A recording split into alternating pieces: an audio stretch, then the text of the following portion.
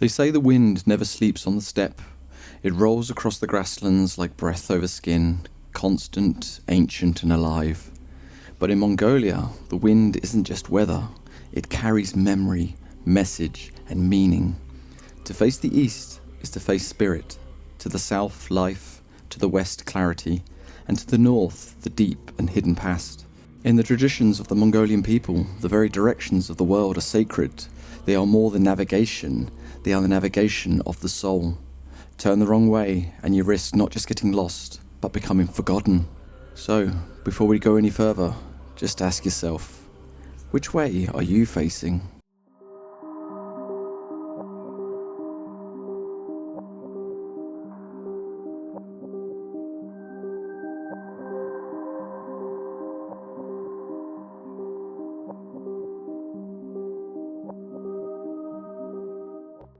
Welcome fellow seekers to the Lorekeepers Library. I'm Kriss, your companion in the archives of stories, symbols and the strange echoes of our shared past. Each week we open another dusty chapter from our forgotten shelf, myths that shape worlds, creatures that haunt dreams, and beliefs that still breathe beneath the skin of our modern lives. Today's tale takes us to the open sky country of Central Asia, to Mongolia, a place of thundering hooves, sacred mountains, of eagle hunters and ancient empires. But today we are not chasing khans or warriors, we're listening to the land itself. Our focus is the four directions, or the Dorvon Zog in the Mongolian tradition, a cosmology written not in stars but in orientation, a system that tells you where to stand, where to speak, where to listen, and where the spirits might answer back. This isn't just folklore. It's a worldview, a spiritual compass, and a survival map for living in harmony with earth and sky. So settle in, light your mind's fire, and let's trace the winds of meaning one direction at a time. To understand Mongolian cosmology, we need to step back, not just geographically, but philosophically. Here, on the high steppe, where the landscape seems to stretch beyond reason, the horizon isn't a limit, it's a conversation. And in the vastness, orientation matters deeply. In the Western world, we're used to maps. North at the top, a clear grid and neat borders. But in traditional Mongolia thought, the world isn't rigid, it's alive, and is experienced in relation to you. Not a bird's eye view, but a human one. Imagine standing outside your gear, the circular tent at the heart of nomadic life. You don't just face whatever direction suits your fancy. You face south. That's your order. The front. It is where warmth comes from, both literally and metaphorically. It's the direction of the sun's path, of growth, of human presence. Behind you, the north, cold, reserved, not feared, but respected. The place of ancestors, the unknown, the deeper shadows of thought. To your right, west, the masculine side, the realm of the white sky spirits, protective, benevolent, but not to be trifled with. And to your left, east, feminine, wild, a place of potential, yes, but also instability. The east, in many Mongolian traditions, is where misfortune or illness might arise. It's not evil, but it's unpredictable, and one always takes care when dealing with the unpredictable. Now I know what you might be thinking. All this just to decide which way you stand. But this isn't superstition, it's structure, it's etiquette, it's a way of being in sync with the natural world, with the history, with the spirit. And this sense of orientation, it affects everything. The way your gear is arranged, where you place guests, which way livestock pens are built, even how rituals are performed. Face the wrong way during a ceremony, and it's not just poor form, it's a kind of spiritual clumsiness. You wouldn't barge into someone's home without knocking, would you? The same courtesy is extended to the unseen. Mongolia's geography is its cosmology. The land isn't neutral. It has memory, direction, rhythm.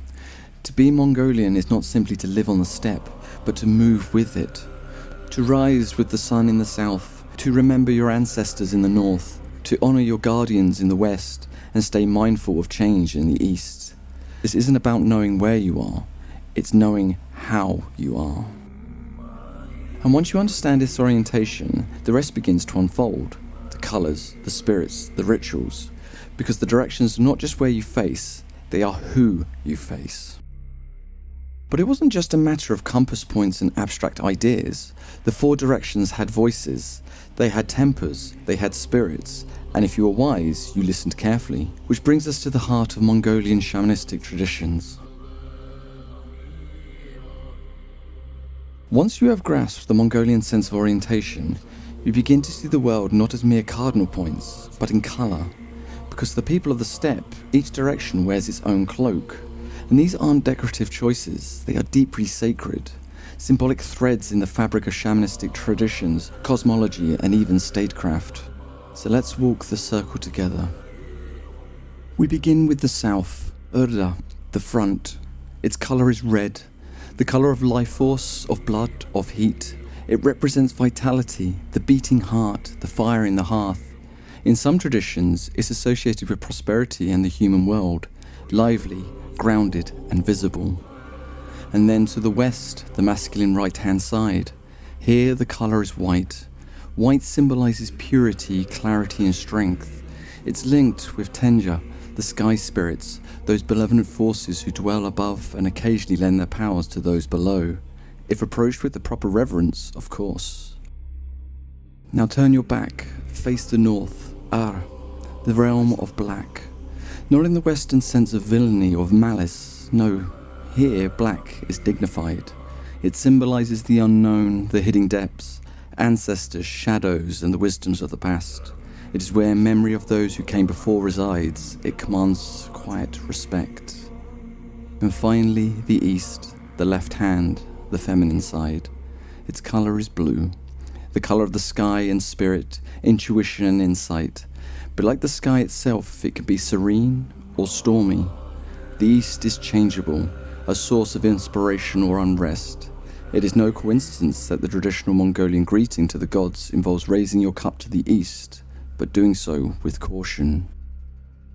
In ritual, these colours aren't symbolic in the abstract, they're tools. A shaman's robes are often striped or patched with them, carefully and deliberately. Ribbons tied to sacred trees or altars flutter in these hues, marking prayers to the spirits of each quadrant. Even the smoke from an offering, whether from juniper or milk, might be fanned in a particular direction, its path aligned with a colour, spirit, and a prayer. But each direction is not only a point on the compass, but a presence. You're not just turning to face west, you're facing White Tenga. Not just bowing to the north, you're honouring the Kasul, the black souls of ancestors. To us, this may sound poetic, even theatrical, but for Mongolian shamans, herders, and even emperors of the past, this was their reality. An encoded language shared between the earth, the sky, and the soul. To ignore colours was to go blind in the world that demands sight, not from the eyes, but from the spirit. And it's here, in the sacred chromatic compass, that we begin to see how rituals are constructed, not haphazardly, but with precision. Each colour, each step, and each beat of the drum, and at the centre of it all, balance. A harmony of elements, directions, and forces too ancient to name, yet too present to ignore. Of course, belief isn't just about what you think, it's about what you do. And in Mongolia, the 4 directions didn't stay tucked away in ceremonies or myth. They shaped everyday actions, from the way you built your home to the way you walked through the land. It begins with silence. A shaman stands at the center, not of a village or a room, but of the world as it is about to become. Before any evocation, before any spirit is summoned or guided, ritual must orientate itself, not to a god, but to the directions. In Mongolian shamanism, the 4 directions aren't just symbols, they are gatekeepers. Each one houses different spirits, different ancestors, different energies. So to the shaman, like a conductor before an orchestra, they must greet each in turn with precision, respect, and purpose. There's a formal structure to it. The ritual space is considered a microcosm of the universe. The shaman standing in its center becomes the axis between earth and sky. They turn clockwise, south, west, north, and east, calling to the guardians of each realm.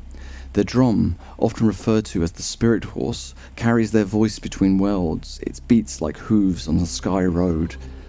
and then the spirits listen. But only if approached correctly. To face the wrong direction during a summoning, that's not a harmless mistake, it is an insult. It might attract the wrong entity, or worse, no response at all. These rituals are often performed outdoors, beneath the open sky. The smoke from burnt juniper rises in plumes, guided with careful hand movements in directions of the spirits being honoured. Milk, vodka, tea, libations poured to the earth or sky, but always facing the correct quarter. Even the shaman's regalia reflects this orientation. The robes may be embroidered or patched in 4 sacred colours, and the drum itself, sometimes painted with symbols of the cosmos, and that contains iron or bronze rivets marking a cardinal position, each one believed to resonate with specific energies. These aren't performances, they're negotiations. The shaman isn't commanding spirits, they're petitioning them, establishing boundaries, offering respects and creating balance, and perhaps what is most profound of how personal it is all. For the outsider it might appear choreographed or ceremonial, but to those who practice it, every movement is felt, it's lived. A dialogue with powers that exist beyond the veil, but always near and always watching. We tend to think magic as something that happens outside of order, that's wild and chaotic, but here it is quite the opposite. The power is in the order, in turning into each direction in the right way, in facing the world with intention, because when the drum begins and the spirits stir, it's not just a ritual, it's a recalibration of the universe, one sacred beat at a time. These ideas didn't stay inside the tent either. When Mongol rulers built cities or sacred places, they didn't just throw stones at wherever they pleased, they carved the land itself to mirror the turning of the heavens. It might surprise you to learn that Mongolia, this land of nomads and sky, once held cities. Not many, and not for long, but when it did, they were planned in the same cosmological care as sacred rituals. Take for instance the ancient capital of Karakorum. Founded by Ogadai Khan in the 13th century, it was never just a political centre, it was a spiritual axis aligned with the very bones of the earth. And at the corners of this one grand city, stone turtles. Massive creatures carved from granite, each one placed to mark the cardinal boundaries, north, south, east and west. And they weren't just decorative, they were guardians, they were anchors. In Mongolian culture, the turtle symbolises endurance and memory. It lives long, moves slow, and carries the weight of the world on its back. To place these turtles at the city's edges was to root the capital in sacred geometry, to remind all who entered that this was not just a seat of power, but a node to the great web of spirit and sky. Some believe the turtles were also protective charms, absorbing misfortune or disease from the 4 directions before it could breach the heart of the city, a kind of spiritual buffer zone. So imagine it, a messenger arriving at Karakorum's southern gate, dust rising, banners snapping in the wind, and there, looming silent and eternal, a stone turtle watching, as if weighing every traveller's soul before they entered. However, it wasn't just Karakorum. Temples, burial mounds, and royal tombs across Mongolia follow similar principles. Graves often face south towards life, warmth, the sun's path, while the backs face the north into the cold shadows of ancestral memory. There's a logic to it all, a deep symmetry.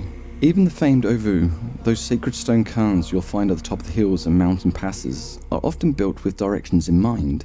Travellers pause there to circle 3 times, always clockwise, casting stones and prayers, tying blue scarves to flutter eastward in the wind, a gesture of respect to the spirits of place and direction. It's a reminder that in Mongolian thought, space isn't neutral.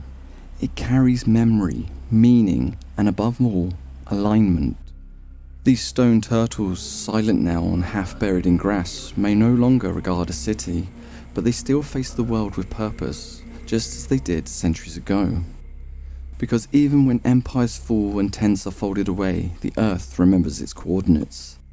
And if you know where to look, you can still find the pulse of that ancient geometry beneath your feet. Empires fall, cities crumble, stone wears down under centuries of wind and rain. But ideas can be surprisingly stubborn. And even today, if you were to take a look, you can still see the old ways breathing in modern Mongolia.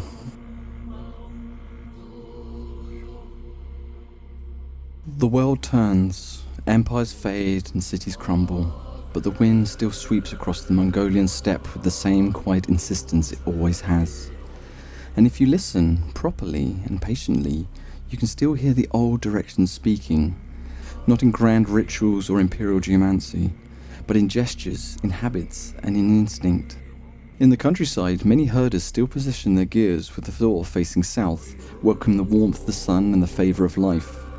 Inside, guests are often seated to the west, the honourable place, while elders and spiritual objects might be placed to the north, facing into history. Children grow up knowing it's not just the names of the directions, but their personalities, their moods. You face south to greet, east to reflect, west to honour, north to remember. In state ceremonies too, remnants of the cosmology remain. Even the Nadam festivals, those annual celebrations of wrestling, archery and horse racing, are performed on the grounds often blessed in all four directions before they begin. And in modern shamanic practice, the calling of the directions still continues. Young shamans, many of them reclaim suppressed traditions after the Soviet era, now blend ancestral rites with contemporary lives. Drums still beat and smoke will still rise. The spirits of the four quarters are still greeted because balance, after all, is timeless. Even in the capital, Ulaanbaatar, you'll find Uvo sites on the hills at the city's edge, stones piled with care, scarves tied in the sacred blue like the veins of memory woven into the skyline. And there's a quiet resistance in all of this, a refusal to forget which way we're facing. In a world of GPS and grid maps where direction often means efficiency rather than essence, Mongolian cosmology still whispers of deeper orientation. A way not just to move through the world, but to belong in it. So perhaps the question isn't just where we are going, but how are we aligned? Because if the winds have memory, then surely we do too.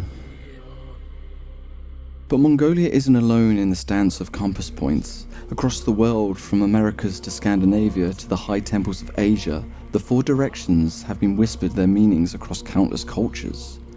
And let's take a moment to listen to a few of them. The reverence for the four directions, this idea that north, south, east and west are more than just mere labels, is one of the oldest shared instincts across human civilization.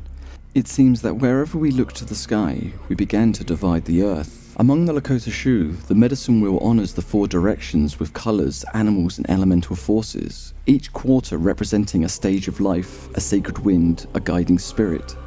Ceremonies begin by turning to the east, greeting the rising sun and the spirit of the beginnings. In ancient China, the cardinal directions were ruled by mythical beasts: the azure dragon of the east, the white tiger of the west, the vermilion bird of the south, and the black tortoise of the north. Each was more than decoration. They governed weather, seasons, and even moral character. In Hindu cosmology, the directions are personified by Dikpalas, guardian deities, each riding a specific mount, each associated with a realm of influence. Temples are built in line with these cosmic orientations, just as the Mongolian Uvo or shamanistic altars are. In Norse myth, the cosmos itself is mapped by direction. Yggdrasil, the world tree, anchored it all. By the winds, the realms, the threats, and the gods are all defined by their place on the compass. And closer to Mongolia, the Tibetan Bon tradition, older than Buddhism in the region, indicates intricate directional rituals associating each point with specific demons, protectors, mantras, and colours. Think this sounds familiar? So what is it about these four directions that speak to us so universally? Maybe it's because we are, quite literally, beings of direction. We rise, we lay down, we journey forward, leave things behind. We watch the sun travel the sky, we bury our dead in certain ways, we build homes, plan rituals, even dream along lines that mimic the great turning of the world. The directions remind us that we are not at the centre of the universe, we are participants in its pattern. So when a Mongolian shaman turns clockwise around a fire, when a stone turtle faces the north, when you yourself pause to consider where you're facing, you're not just moving through space, you're stepping into ancient geometry, one that has shaped how we pray, how we build, and how we belong. From the steppes of Asia to the plains of America, the peaks of the Himalayas to the roots of Yggdrasil itself, because the world, it seems, has always had four corners, and stories, like wind, travel best where they know which way to go. Wherever we go, it seems, we carry a little compass inside of us, whether we realise it or not. So perhaps the real art isn't just finding our direction, it's remembering why we set out in the first place. And there we have it, the sacred geometry of the Mongolian steppe, the guardians of stone, and the shamans' careful dances, and the way the four directions echo across cultures and time. I hope you enjoyed wandering through this corner of the Lorekeepers Library with me. And it's funny, isn't it, how something as simple as turning to face the wind can root us back into something ancient, something bigger than ourselves. If you enjoyed this journey, why not share it with a friend who loves a good story? And if you're feeling kind, subscribe to stay with us for more. And if you fancy leaving a comment, I'd love to hear your thoughts, whether you're listening under the southern skies, northern stars, or somewhere perfectly in between. Until next time, friends, walk wisely, face the wind, never stop looking for stories that hold up the sky, and as always, keep exploring the world with wonder.